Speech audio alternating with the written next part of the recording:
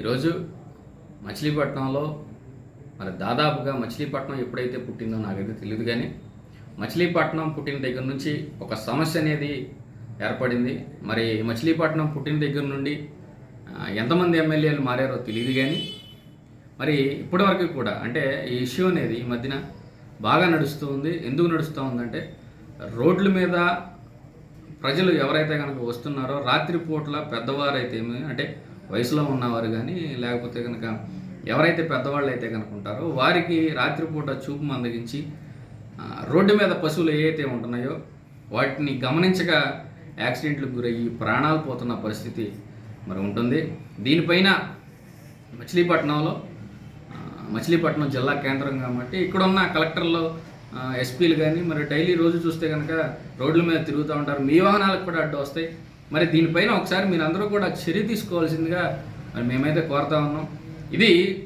ఈ సమస్య పరిష్కరించాలంటే పెద్ద విషయం ఏం కాదు. మీరే కనుక అంటే గోశాల దగ్గర మరి దాదాపుగా 50 నుంచి 100 ఎకరం ఉంది.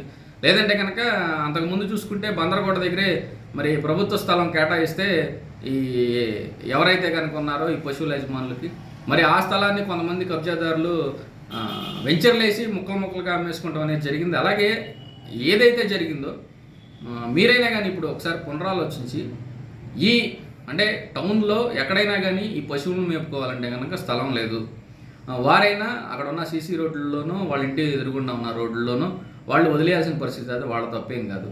దీనికి సొల్యూషన్ కావాలంటే ఎవరైనా అంటే గతంలో నాయకులు ఎలాగో చెల్లిపోయారు, ఇప్పుడైనా కానీ మంత్రి గారికి వివరించేది ఏంటంటే మీరైనా ఒకసారి పెద్ద మనసుతో ఆలోచించి మరి వీరికి ఒక 100 నుండి 500 ఎకరాల్లో వీరికి కనుక ఒక స్థలం కేటాయిస్తే అక్కడే గేదెలకు కావాల్సిన ఏదైతే కనుక మరి ఒరిగడ్డి కానీ పచ్చిగడ్డి కానీ ఏదైతే ఉంటుందో వాళ్ళు అక్కడే తయారు చేసుకుని అక్కడే పశువులు ఉండేలా కనుక ప్లాన్ చేస్తే మరి వారికి ఇబ్బంది లేకుండా, టౌన్లో తిరుగుతున్న ప్రజలకి ఇబ్బంది లేకుండా, ఎవరి ప్రాణ నష్టం జరగకుండా ఉంటుందని చెప్పని ఒకసారి మీరు దీనిపైన కూడా ఎంపీ గారిని కానీ అలాగే ఎమ్మెల్యే గారిని కానీ ఇద్దరిని అడుగుతున్నాం, అదేవిధంగా కలెక్టర్ గారిని కూడా అడుగుతున్నాం.